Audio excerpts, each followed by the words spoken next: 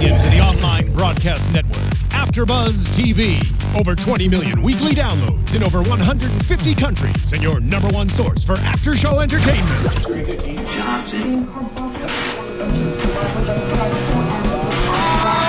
AFTERBUZZ TV, the destination for TV superfans. Producing aftershows for over 300 of your favorite TV shows. Interviewing celebrities and showrunners. And bringing you behind-the-scenes exclusives. All thanks to E! Entertainment's Maria Menounos, producer Kevin Undergaro, and internet leader Akamai. Now, let the buzz begin! She's a man-eater. Welcome to the Blacklist AFTERBUZZ After Show. Was that a move, Joe? What are you doing? That's all I got right here. That's a good one. We're doing the rock where I live. boys here. We're playing Man-Eater in honor of the lovely Vanessa Cruz, number 117 on the Blacklist. Ana de la guerra. Ana la guerra? De la guerra. De la guerra. Yes. Yes. A friend of the program who's almost... Is she a friend of the program? Are we not allowed to roll our R's, Alexis? She didn't like it? No. Alexis didn't like the R's? You rolled the R's, she rolled her eyes. There was rolling. There's a lot of rolling. Yeah. Okay. Just like Coachella. So, what happened? Welcome to the Blacklist AFTERBUZZ After Show. I'm Joe Braswell. I'm joined as always That was by a drug reference, De la kids. guerra. by Nando Velasquez. Hello. How are you, sir? Fine. How are you doing? And I'm joined by Joe Sanfelippo. Nice to be here with you guys. I'm not joined by the lovely Julia Kearley. Oh, man. Miss her dearly. We did the show last week together without you two, and it was so much fun. Well, We whatever. did the show before that without you two. So And it was there. also fun. Yeah, it was also well, fun. So, to hell with you. All right. People, you can vote. we You can have- vote which ones you like better. No, don't do that. Don't do that. Don't do that.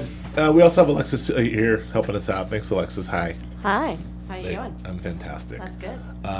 Is it Alexis? I hate you so much. Anyway, so yeah, Vanessa Cruz, number 117. Yeah. We almost had her. She's my number one, though. We almost had her on the show. Yeah. Ana de la. La guerra, actually. guerra. There's an R-E in there. Yeah, La guerra. La guerra. So there's another R in there for you to roll. I thought I was your number one. How dare you? She's my number one blacklister. And I cannot make it You're on just the my show. number one black. Ever? Yeah, ever. You. Show's taking a horrible. Yeah, let's get Taking back a on horrible track. turn. Let's get back on track. Taking a horrible turn. I love you. We almost had Vanessa on the show. Vanessa Cruz on the show. We didn't have her, so Well, so we never know. We might get her in the future. we'll make it in the future. Because she's not gone. Yeah. She's not officially gone. She's not gone, as we saw at the end of the episode. Yeah. Mrs. Kaplan had something to say to her. I've got a job for you.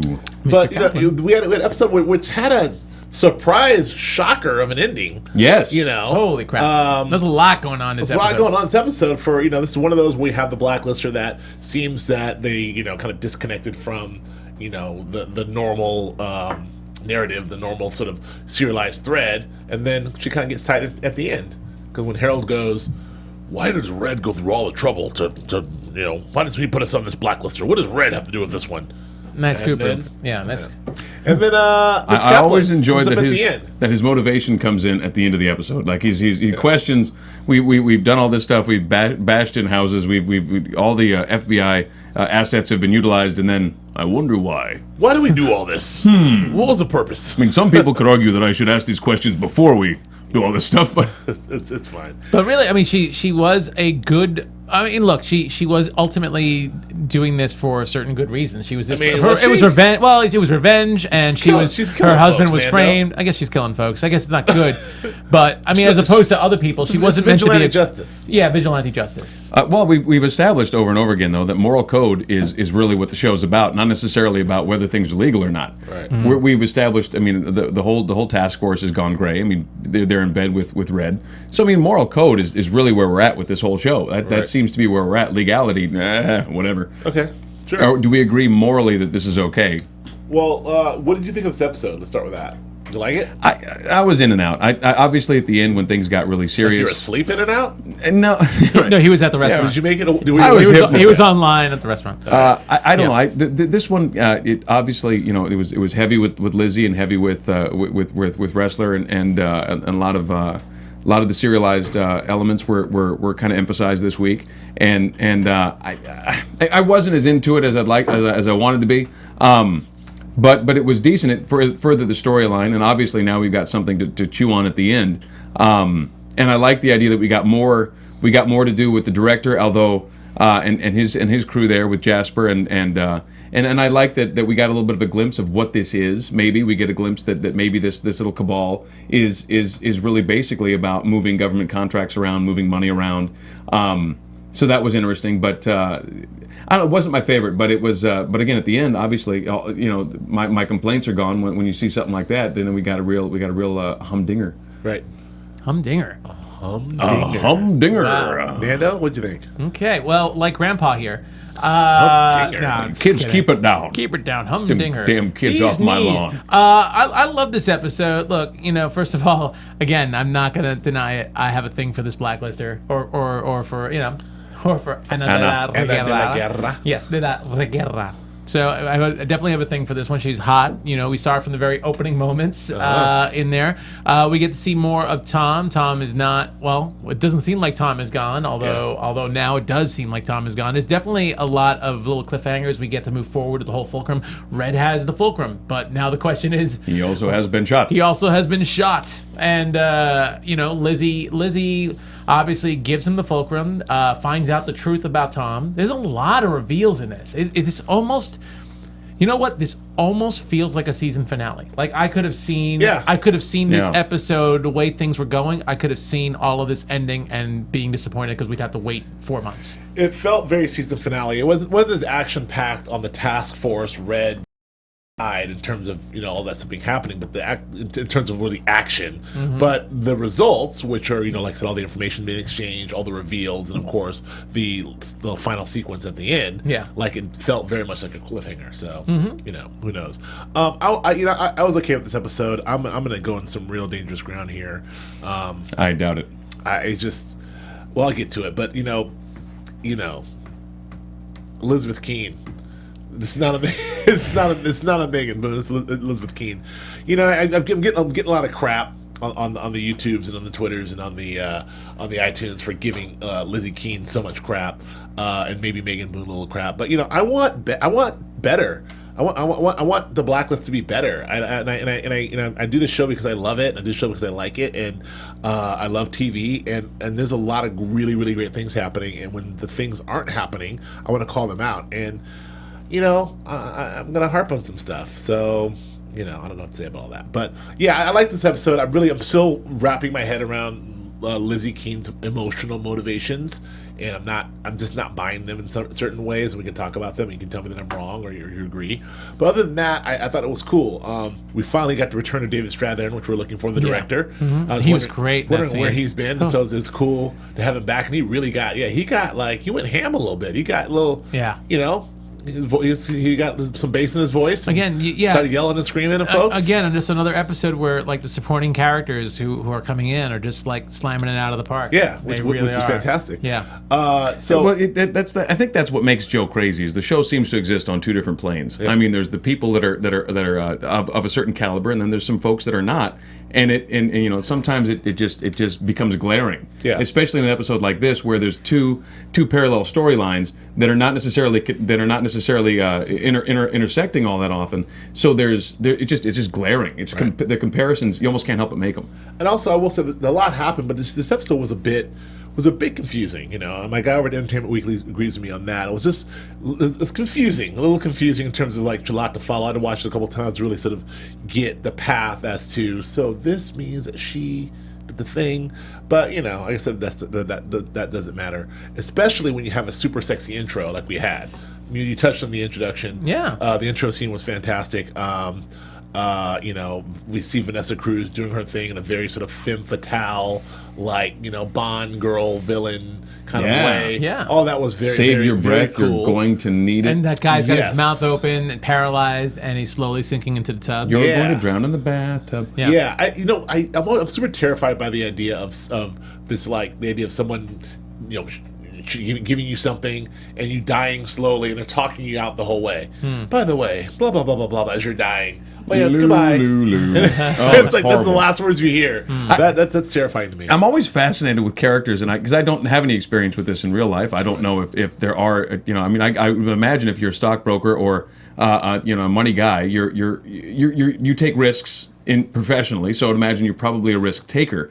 But the idea of getting into a hotel room with a woman you only know online, putting on a leather mask and being tied to a bed and hoping for the best, I'm like, that is just bad decisions. You're making bad choices. Well, these are the Wall Street guys are known for making bad choices. Yeah. But yeah, this is all, this is, you saw Wolf of Wall Street. This is what these guys do. Blow out of a. Anyway, yeah. I don't understand the whole. It's crazy to me, but I guess maybe that's the deal. Just we make bad choices and we take your money. Yeah. So we're introduced to her, and we see her do her thing with this guy, and then we also see like her cover her tracks. She washes off the tattoo, takes off the wig, does all these things, then comes back, and then comes to the lovely Abby, her girlfriend, who we initially think is like this is her girlfriend. Alter ego life, because there seems to be some real connection and love there, until we see later down the road that this is also part of some elaborate scam ruse. Yeah. So it's sort of a lot of twists and turns there in this con. But so that happens. So then we get an introduction to her, and then the next thing we pick up where we left off from the other episode, the last episode, with Tom Keene at Elizabeth Keene's door. So Tom shows up. Elizabeth is clearly conflicted. Is she conflicted? She's conflicted. Does she want him out? So. Okay, so she's clearly conflicted about whether or not how she feels about Tom, but she has some things to say to him, right? Like she wants him to know certain things, but she's evidently not going to give him what he needs to go out in the world. But it's this weird paradox that she's in, because I really don't think she wants to send him out in the world to die. I don't believe her when she says, I don't care what happens to you, you can't have the passports, good luck, hope they kill you. I don't think she really believes that or wants that, but she doesn't want to give him the passports either, and it's just this weird, it just leaves us and her in this weird sort of neither zone, and I'm having a hard time like believing that she wants either or, and that's why me as a viewer, I get stuck. I'm like, does she want him to leave? Does she want him to stay? Does she really, is she really trying to uphold the law? Like, what? I have no idea where Lizzie Keene is really lying here. Do you get a sense of this, Joe? Well, she's so alone. I feel very empathetic toward her in that regard, because, and I wish that the way Megan Boone played her would elicit more empathy from me. I mean, I think that's no. I mean, I'm not. It's not. And maybe it's a combination of writing and portrayal, and there's obviously a whole lot that goes into that. It's not like one person walks on camera and that's the portrayal. That's not how TV works. But I think that one of the things that's not happening that ought to be happening is we ought to feel much more empathy for her. She is all alone. All the things that she believed in are gone. Her real dad, the man who raised her, is dead. The guy that she's been clinging to has proven to be less than what she thought he was. And her husband is obviously, was an agent who was made to fall in love with her. That was the whole deal, right? So, I mean, all this has happened to her, and instead of us feeling empathy toward her, we don't, which is odd. Yeah. But we should, But right? we should. We should really feel and we've said this before. We've been through so much. Right? We ought to, intellectually, when I line it all up, I go, oh, yeah, it all makes sense. But for some reason, and emotionally, I'm not feeling it. But regardless, that's where she's at as a character. And so I mean, all of the things that she wants to trust. I mean, her instincts have got to be wrong always, right? I mean, that's the deal. She's got to always be questioning herself. She can't be sure anymore, because all the things she was sure of are gone, and they were lies. Sure. So so I mean, she's going to have to be conflicted over everything with Tom, and then layer that on top of the fact that now she's perjured. She went before the judge. She had Harold perjure himself. The whole task force is in a totally legal gray area right now. And I mean, sanctioned, but gray. And so, so her takeaway, what do you want me to do? Go in and steal those passports out of evidence for you? It wasn't a matter of that's illegal and bad. It was like, that's probably not, I might get in trouble. I might get caught. You're going to give me tit for tat for that. Like, you're going to give me something if I'm going to go get those. Well, I mean, I hear you, Nando. This is what drives me nuts, because we talk about the gray. Lizzie is playing all sides of the fence, including the middle, right? Mm-hmm. So she's missed by the book, and I'm not going to let you walk into the evidence locker and blah, blah, blah, blah, blah. Yet she's keeping Tom Keene in the secret, shipyard and doing the thing. On one hand, she's by the book and then doesn't want to give Red the fulcrum because she's not going to let you have a blackmail tool. I can't do that. I'm an officer. Yet she's bending rules left and right over on the other side to try to get some other things done. It's like I have no idea where. It feels like she knows what to do. Like the people that care about her are Red Reddington and whether she believes it or not, Tom. And I feel like she has less reason to trust Tom than she does Red. And I feel like over the last 2 seasons, Red has exhibited very little to make Lizzie distrust her as much as she does. And even if she thinks his motivations are wonky, like she completely never trusts this guy, and this guy has done nothing but give her the right information, give her case after case, and look out for her, and save her life on multiple occasions. Yeah, but he does it for his own motivations. Though she's still got her arms crossed, and it's driving me nuts. But he still does it for his own. I mean, they catch him all the time doing it for his own, personal benefit as well. Yes, he's saving her. There still is this thing. Look, you're talking about, I think, 2 different things here. Okay, you guys are criticizing Megan Boone as the actress, and you're also criticizing Lizzie. So is it really? So my question really more so is it the writing or is it the actress? Let me say that because I think that's an important question. TV does not work that way. It's not a matter of we're bringing an actor to the set and the actor is going to bring the entire role. That's not how this works. This is a product that a huge number of people have an influence on, and so you've got writers, directors, you've got showrunners. All these folks have a vested interest in where they move this character and how they portray this character. It's not just about Megan Boone, and that's, I think, why I feel more comfortable saying that I feel like I should be feeling more empathy toward this character. I don't feel like it's not about Megan Boone. It's about the whole thing. It's about this whole thing should be constructed for us to feel this empathy, and somehow or another we're not. And I agree. So and that's your question. That's the open question I'm asking. This is what I'm struggling with. I'm struggling with, is this a Megan Boone issue or is this a writer's issue? Because like you said, Joe, if it's Lizzie King as a character, I feel like I should be feeling something, or we as an audience should be feeling something that we're not. So if I don't care, why don't I care? Is that something she's not doing? And then also the choices that Lizzie King, the character, is making aren't making sense to me. If they're supposed to make sense, then maybe they're not being sold properly. So I'm confused. That I think is a lot. That at the end of the day, that's kind of it. Okay. So I mean, and it makes the whole thing harder to understand because if you just made it a little clearer. That this is what we should be feeling. If there are, it feels like there's scenes missing where we should understand why Lizzie's feeling the way she's feeling, so that when she comes to those places where what she's doing doesn't necessarily make any sense, like I won't give you the fulcrum later on in the show. Here's the fulcrum for no good reason. Whatever if they're emotional choices, and we have the scenes that lead us to believe and understand that they're emotional choices, I think they're a lot easier to digest. Well, okay. I love you guys. I love you guys. Just let me talk. Go ahead. So look, I seem to be. I seem to be the one that's a lot more optimistic about her character, but I do feel that we don't know where her loyalties lie. I definitely see the scene in the beginning with her and Tom, and I don't necessarily get what her motivation is. She wants to get rid of she wants to get rid of Tom, and we see that, and we even see that when that awesome scene when the door opens up and it's Red and Dembe and they're all pulling their guns out. I think that's awesome. And Lizzie pulls her gun at Red. Yeah, and Lizzie pulls her gun at Red. Yeah, her run at Ged. Yeah. Her gun at Red. So, wait a minute, not my Tom. Yeah, I love those moments, but yeah, I mean there are some problems, but I actually do see some growth even in Lizzie in the character. Even at the very end when she finally hands Red the fulcrum, she's just completely exasperated. But it's a very different Lizzie than the I hate you now, I can't be around you. It was just kind of like I thought it was. I'm like I'm fed up. Here's the fulcrum. I'm done with this. Okay. I as opposed to get out of my as opposed to I don't trust you. But she just gives him the fulcrum. And it's just like. I'm just done with this. That Lizzie did show up mid-episode. And I do see differences. I do see changes. But I do also feel that, and this is a complaint we've had before with 22-episode seasons. I think sometimes it's just hard to sustain a certain type of relationship when there's so much push and pull. Sure. So I see that too.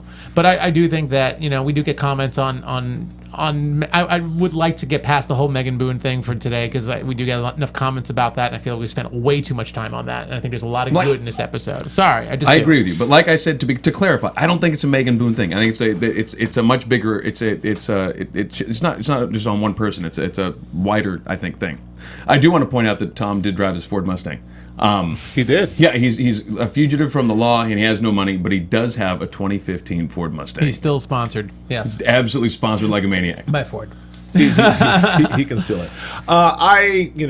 For me, just the last thing I'll say is it is a full the whole Megan Boone Lizzie thing is a full stop thing for me. Like I'm in the show and I'm out of the show. I've made that very clear. It's a problem for me. I will pretend it's not there. I'll pretend she's awesome and I'll move on.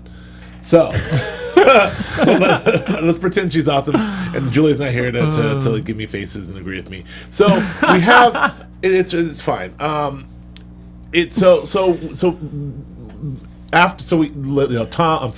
Red comes to the door to actually give the information to Lizzie. Lizzie pulls the gun. Red pulls the gun, and I thought was also a great scene where Red sort of says, "This is the guy who did these things to you." He's very protective of Lizzie in that moment, even though he hired Tom himself for whatever reason. He wants Tom out of her life entirely, and I don't know if that motivation is because he knows enough about Tom to think Tom's dangerous or Tom flipped, or if he's just trying to protect Lizzie emotionally. What's his motivation for being so anti-Tom?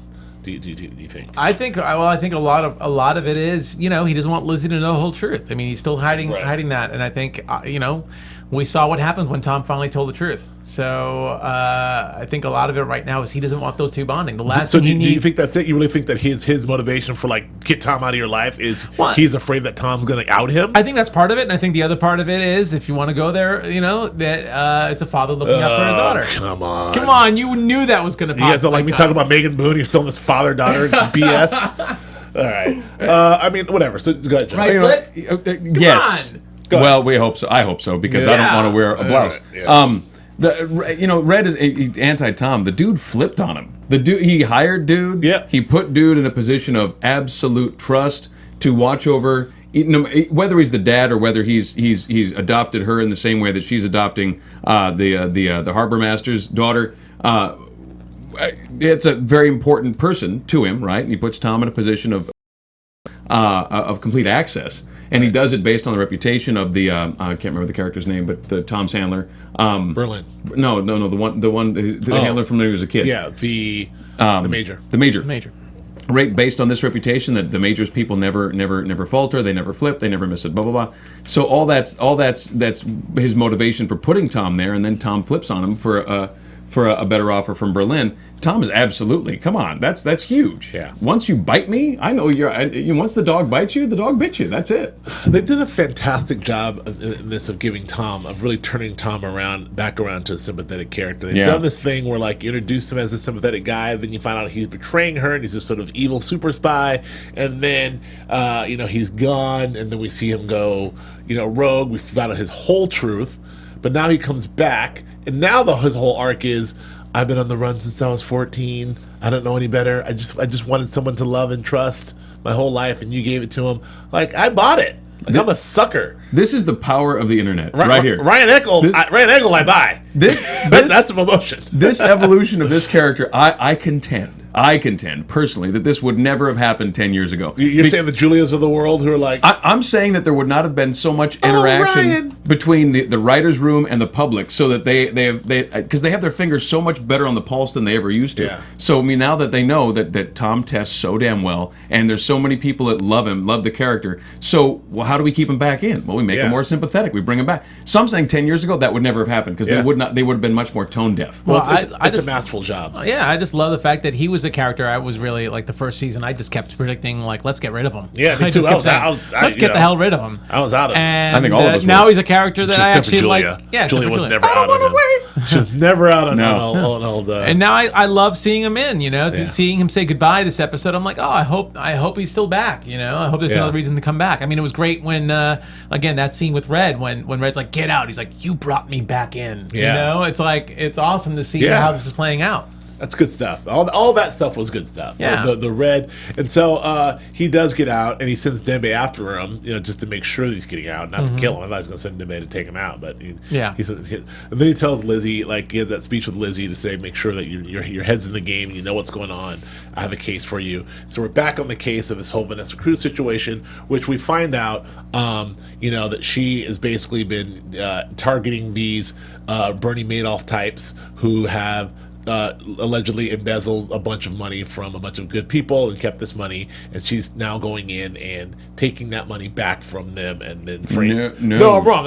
I got it all wrong. I'm sorry. You got it all wrong. These guys framing these guys. She's framing them. I'm sorry, I got it all wrong. She is framing these guys to make it look like they're a bunch of Bernie Madoff guys, and these guys have done nothing, but she's framing them to make it look like they were all involved in killing her husband, though. Well, it was before we knew this, but yes. Oh, I got you. Okay. Yeah, but this is what we this is what we learned at the top of the show. At the top of the show, we then find out through the investigation with her mother and some cool. I like all that cool stuff with the Rom when he's like, those guys couldn't find it, but together I've got a face. Yeah, that was neat. And then my guy down in I forget the guy's name. He put together. He's a genius. He put together a thumbprint. Yeah, this guy's awesome. Like freaking Kevin. Yeah, Kevin? Yeah, freaking Kevin. I love Aram's great. The little Aram moments are fantastic. So he gets all this information together. They find the mother. They get the full story from the mother. Ultimately, Wrestler puts this together, finds out what the real motivation is. They're able to then, figuring out this motivation, figure out that the last person in this group of people who have conspired to take out her husband is this guy, Mr. Carlton, who is unfortunately the boss of Abby, the girlfriend. So then we find out that poor Abby is connected to... that Vanessa has been using Abby to set up liaisons with Carlton. Which they did a great job of really establishing that relationship in a very small time, because I went from thinking Vanessa Cruz is this crazy girl to like, oh, there's this sweet relationship she's in, they love each other, and then like, oh, she's a bad girl, to like, oh, they love it, and they're like, oh, she's using her, and then at the end I was like, oh no, don't do it to Abby, please don't shoot her, Abby loves you. They had me in with all that. Yeah, I thought that was a really good way to and twist us. We didn't really get to figure out where Vanessa's priorities lie. Yeah. So I liked all of that. Yeah. So we did figure out that in the end, Vanessa Cruz was not able to do the deed to Abby. She was on the run. She made it out, and we talked about in the top of the episode, Harold asked the question, what was the real true motivation of this? And then we see her talking to Mr. Kaplan with a nice glass of wine. Yeah. What the heck do you think that's all about? Well, you know what? Look, she's a ghost. We see that. She's really, really good at hiding herself. It took the task force a while to try and figure out. You said it yourself, with Aram trying to put everything together. Yes. They were able to just get a composite photo from tons of different photos and a fingerprint from like several different partials. Right. So she's really good at that. She seems to know. We talked a long time ago about how the Blacklist seems to be about corporate terrorism. Yes, that's a Joe Sanfelippo theory. And I stand by it. I did that too. I stand by that too. Okay. And I feel that she seems to work her way really well, getting these 1%ers. Sure. She seems to be at war with 1%ers. So I think it's pretty easy for Red to try and sway her to be on his side. Well, if Red's trying to engineer a takeover of that group, if he's trying to get rid of the director, and he's not going to be able to do it through a coup, and he doesn't want to do it through violence, then another way to do it is by discrediting him, maybe inserting her and with the director, and then setting up a whole chain of events so that the other members of the group end up deciding the director's been cheating them. And it does feel a bit like a moment, in, I don't know, La Femme Nikita or Born Identity or one of these spy movies where you're being recruited. It's almost like she's good for Red's team, like Mrs. Kaplan's recruiting her to be one of Red's, in this team, and that includes Mrs. Kaplan and the other person, because Red does have this sort of close knit team that he works with. Yeah. So maybe you're right, Joe. Maybe that's part of it. We'll see. So doubling back to the other sort of the B storyline here, which is really the A storyline, is we're as mentioned before, the director's back, and the director's like hell bent. He's very convinced that Red does not have the fulcrum, and he's very convinced that Red is no longer a threat to the organization. The organization, and he wants to take Red out. But before he does that, there has to be a vote, and Red is well aware of this. And so the directors call for this vote, and Red, being Red, is very much on the inside, is trying to use his political influence to sway the vote. And I thought this was very interesting. This felt it had a very some cool political thriller intrigue to it. You know, the idea of Red's inserting himself with his guy. What was the guy's name? Not Hobbs. Yeah, Hobbs. I think it was Hobbs. Yeah, who's in this, and you know, trying to make this whole thing happen. But in the event it doesn't work, he very, very much needs the fulcrum from Lizzie, right? I mean, how did you think what that whole behind the scenes thing played out? I was really surprised by how badly he misread the situation. And I mean, that's not like Red. Usually he reads everything just right. He always reads the tea leaves, but he misread this completely. He thought that Jasper was going to take the bait and was going to want to rise to be the director and was going to want to be beholden to him. He thought he had the deal, and obviously didn't. And I was waiting for the big double flip at the end when Red was going to go, oh no, I knew you'd do that, and here's my super duper double flipperoo, and I had the whole plan, and instead he got shot. So I'm wondering if how come he misread it so badly. And is this whole thing with Lizzie kind of blinding him? Is he starting to make mistakes? And you only get one or two mistakes, I think, in his business. Yeah, well, one, and sometimes, you know, I think, you know, I don't know. I don't know if he misread it. I think he made his play and he sat back and waited. Right? Like, I don't know if he misread it. He only had one choice, which is to go after Jasper. I think that was the one vulnerable. He was a swing vote. That was a swing vote. He's the guy he knew we can go after. And he did his whole speech. You'd much rather pitch than catch. I don't know if that was a prison reference or if that was a... I don't know. What kind of reference was that, Flippo? Seemed prisony to me. Prisony? Upperportating to prison-esque. I don't know. But it seemed to be going okay.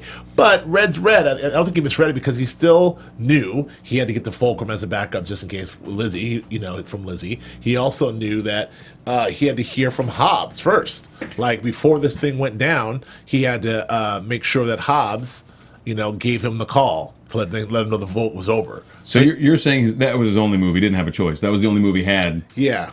So he took a swing and he had to hope for the best. He took a swing, and he's playing, and he's backing himself up with the whole, I'm going to get the fulcrum from Lizzie. And he's also backing himself up by, if I don't get a call from Hobbs, then babe, we got to go. So, and that's what he's waiting for, and that's exactly what happened. He did make the play for Lizzie. We've gone over this. He tried to get the fulcrum from Lizzie. Lizzie inexplicably says no, and says, I'm not going to give you the fulcrum because, you know, you know. And that's what causes Lizzie to call Tom. About does sum up the scene. Well, that's what causes Lizzie to call Tom because she was trying to get information on the shelf account from Red at that time. I don't need you, the guy I hate and don't trust. I'm going to call the guy I hate and don't trust. Anyway, I mean, it's perfectly normal to me. Not for anything. I felt like I felt like the girl in the wheelchair gave up the shelf company way too easy. Oh, what was she? For a kiss on the cheek. I'm like, wait, don't you run like with criminals and no? But she trusts Tom. What do you say? Is this your boo? Is this your girl? What is it's like? More like it's your woman. Chain. Oh yeah. Woman? Sorry, it's your woman. Lizzie's like more like his ball and chain. Like yeah, to me that was accurate. Yes. And kind of, you know, and believable. A little funny, a little ironic there. A little. Yes. And because I had him tied up in a boat. You understand? There's a reason. So yeah, she got that information, and so doesn't. But back to the thing with Red, she doesn't give the information to Red. Doesn't give the fulcrum to Red. She uses Right Angle to go get to get the information to shut down the information on the shell company. Right? Shelf. I'm sorry. We're calling it a shelf company. Yes. Which leads to the capture of Vanessa Cruz. But I want to get to this whole sort of showdown with Jasper and the director and Hobbs. Red and Hobbs, okay. Right? So it comes out. So Red makes the plea to Jasper that that you think he misread, but he made the plea that this is you need to do you need to vote in my favor. Jasper agrees, but then double crosses Red, right? And first of all, did Hobbs make it out? We are led to believe that Hobbs is dead. I think. Yeah, I think so too. I think we're led to believe that he's dead. Is that the Godfather move? You're Italian, Joe. Is this the Godfather move? And they're like, That's how we do it. You should see Easter. It's rough. when they're like, And here's we'll how talk this is to you gonna for a work, minute. Joe. We're gonna put you in a car. We're gonna drive you 10 miles. You're gonna get on a plane. You're gonna fly across the country, and you're never gonna be seen from again. Yes, sir. You get in the car and they whack you. Pow! That is straight up the Godfather. Why go through the whole Your speech? punishment is you're out of the family business. Why do you guys do that? Why do you guys go through the whole speech? Listen, we're not all gangsters, Joe. I don't understand. Why can't you just whack 'em? Sounds a Bam. little racist to me that you would be asking me this, but based on my extensive knowledge of movies, Yes. that's how they do it. Having never whacked anyone in real life or Yes. seen anybody whacked, I cannot imagine the theatrics are the same. Here's what we're gonna do, Joe. You're gonna get up. Can you imagine a bunch You're of gonna come on. walk out. You're gonna get in that car. Do you you're gonna really drive 10 think blocks. a bunch of Goombas are going to come up with an elaborate plan? No, they're just going to do it. They're Yeah. going to do it and roll them up in a The carpet. Goodfellas, The Godfather, every movie I see they do that. And that was a David Strathairn move. It's like he gives a whole speech. Yeah. Like, so he whacks Hobbs, apparently. And we are led to believe that Hobbs gets the same treatment that what's her name the brother-in-law in The Godfather. I mean, that's the treatment. Yeah. Your punishment is you're out of the family business. Get in the car. You're going to the airport. And no, you're it's not. every movie. That's the move. Yeah. It's so that he's poor guy. Not poor guy. And I liked him. He was a good character. I hope he's not dead. We'll see. So, so that happens. David Strathairn, reams him out, lets him know that how dare you? I made you. I gave you everything. We did all this stuff, and then he's gonna get him out of there, and then apparently he lets him go. David Strathairn really does not believe that Red has the fulcrum. I wonder though. This is the question. The open questions that we have is now that Red presumably has the fulcrum. Like, does he know how to use it, and does the fulcrum have the information that it is said to have? Because if this is true, all hell's gonna break loose, right? All completely hell's gonna break loose because Red, assuming Red survives, which we didn't get to, Red has now the power to take out the whole organization. Presumably, right? Presumably, yeah. Because they double cross Red, which is his total threat. So I don't know. I mean, do you think the fulcrum is legit? Yeah, I mean, I think it's I think it's definitely going to save Red's life. Right. I mean, after we figure out what happens here, but which we're all assuming he survives. Which we should say at the last scene after Lizzie, comes to him and says, "I just want to know what happened. Who hired? Yes or no? Did you hire Tom?" And actually, he didn't have to say it. Red knew what Lizzie was going to ask. Yeah. And basically just said, "Yes, I hired Tom." And she says, "Thank you. I don't want any parts of you. Here's the fulcrum. Get out of my life." She storms away. Red gets shot in the chest, which is bad, and it's bleeding from the mouth, and Also bad. also bad. And then roll credits. And I think the Bible's next week. We don't. What are we going to do? I'm not watching the Bible. I'm not. Okay, thanks. It's like Thursday. I'm not watching that. All right. Yeah. Do we have a break here? We don't know for sure. I don't know for sure, but I I have think, to look it we up. do. I'm pretty sure we have a Pretty break. sure we have a break. Yeah, and it makes sense. There's only about 4 or 5 more episodes left. Right. Yeah, you guys chew it over they with a might Twix. They might want to let it last till May. Yeah. So there's probably a week or two off. A lot. So Red. And it's a good place to make us wait. Like I said, it feels like a season finale. This is just the kind of episode it ends that makes you curse if there's no episode next week. Right. Red's bleeding on the street. And the fulcrum is in our possession. Yeah. The director is presumably in power. Yeah. Hobbs is presumed dead. And and Tom is presumably gone. and Tom is presumably gone. Presumed gone. Presumed gone. So the whole And Blacklist world is upside Vanessa down is presumably going to be on the payroll. on the payroll of Miss Kaplan. If we see her again this season, who knows? All right. I don't think we'll see her again this season. Let's do some news and gossip really quickly. AfterBuzz TV News. The news that I have is Dembe, and I cannot pronounce my man's name because I don't have it in front of me. The actor who plays Dembe is getting promoted to series regular for season 3. He's not a series regular right now. He's been a guest star. What? But he's been a guest star all season 1 and a guest star all of season 2. Although he's he's been in every single episode except for one so far. So finally they said, no, Dembe's not going anywhere. They're not going to do like Dembe like to do to my man Mr. Gray in season 1.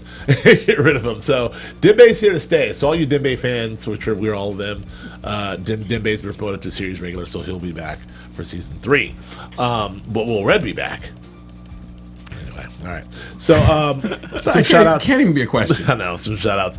I want to say hello to Kelly Plowman Warden, Lauren Hicks, Rainy J, Fusion Love Stories, of course, Caitlin Mitchell, Jason Tanner, I'm sorry. Hail Crimson King, as usual. Holistic Love and Living, thank you. Hestia, I can never, Pertinium. I can't imagine it's peritoneum. I know. Shamey Shame, Diamond Day Dreamer, my man Michael Jones, and my girl Sabrina Garrett. Thank you, Sabrina Garrett. You're very sweet. Mira Trobolja. How come I can't read? Thank you, Mirima. Nikki S. Real Toy Reviews and VFC Church Musician. Thank you all for listening. Thank you all for watching and downloading. And we appreciate you very much. Predictions, Joe Flippo? Hold on. And now, your AFTERBUZZ TV predictions. I think I said it earlier. I think that if they bring in Vanessa Cruz, the character, to be a part of Red's world, which certainly looks like it's going to be, I would imagine she's going to be aimed squarely at the director. And then later on, I would imagine, if not this director, then the place I would put her is going after Smiling Tommy Flanagan. That's where I would put her. Oh, get Smiley Tommy Flanagan all Scrooged up, and those are my predictions because the rest of it's too much going on. I got nothing. Okay, Nando. I think we're going to learn a lot about the organization in the next episode or two. Now that Red has the fulcrum, there's going to be a lot more information about this group. I don't think we're going to see Vanessa, unfortunately, till next season, if we see her at all. Even though she's alive and apparently an employee, possibly, based on that. And yeah, I mean, I don't think Tom's gone. Yeah. We get to see how he gets brought back. Kidding? Maybe now that Red's shot, Lizzie calls Tom for help before Sure. he leaves. Before he leaves for his boat. Yeah. So that's about it. I do want to mention one last thing. Sure. How come a super secret agent can't swim? Yeah. I just felt like I should. To me, that seems like Super secret agent. It's class number 5. I would think that'd be in the top 10 at least. 3 to 5 classes. Done. We see him working out. He's got muscles. You ought to be swimming. He's tread should water. swim. He's some tread some water. There's so many opportunities to drown. Yes. As a super secret agent. Yes. Anyway, that's all I gotta say The about major that. has failed him in his training. Right? Apparently. You can't even swim. I was like, what? I thought that was a cover. Like, you can't swim. It's like, of course I can swim. course I can I'm swim. Swift I can by. swim. I predict that we're going to get some answers before the end of season 2. I really believe we're going to get some of these answers. Some of these, like, is Red the nature of the relationship of Lizzie and Red? I think we're going to get to that and really sort of, because this whole fulcrum, how the fulcrum came into Lizzie's possession, what the relationship of Lizzie and Red is, what the origin story is back there, all that stuff. Because I think we've gone as far. I said this last season. We go as far as we can go with the whole like Lizzie Red pull push pull thing. She's walked away. They're gonna finally come together, and all will be revealed, so they can just get on with it and start working together as not father and daughter. I cannot wait to hear Harold solve. Cooper's voice before the episode. All will be revealed. I cannot wait to hear that. All will be revealed. That's my prediction. I think they're going to get our answers in these next 4 episodes. So, I hope so. All right. That's it for us. Joe Flippo, where can we find you? You can find me on the Twitters at Joe Flippo, JoeFlippo. My website is josephsanfelippo.com. Nando. You can find me on Twitter and Instagram at Nandovel, Nandovel. And here at AfterBuzz for other shows. Yes, you can find me. I'm Joe Braswell here on Twitter and Instagram at Joe K. Braswell, and here in AfterBuzz on Mad Men with Joe Flippo. Ooh, that's gonna be fun. And Bates Motel with Joe Flippo. And Also Nando. fun. And GNT Geek Nerd Tech, a tech show we do here on our sister's network, BHL. You can find Julia Kearley. That's fun too, Joe. I got nothing to say about it. You can find Julia Kearley at Julia Kearley on Twitter and Instagram. She will be back next week. Thank you so much for listening and joining us, and we will see you soon.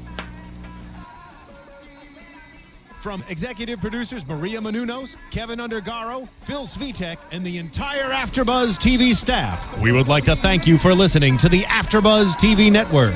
To watch or listen to other after shows and post comments or questions, be sure to visit AfterBuzzTV.com. I'm Sir Richard Wentworth, and this has been a presentation of AfterBuzz TV. Buzz you later. The views expressed herein are those of the hosts only and do not necessarily reflect the views of AfterBuzz TV or its owners or principals.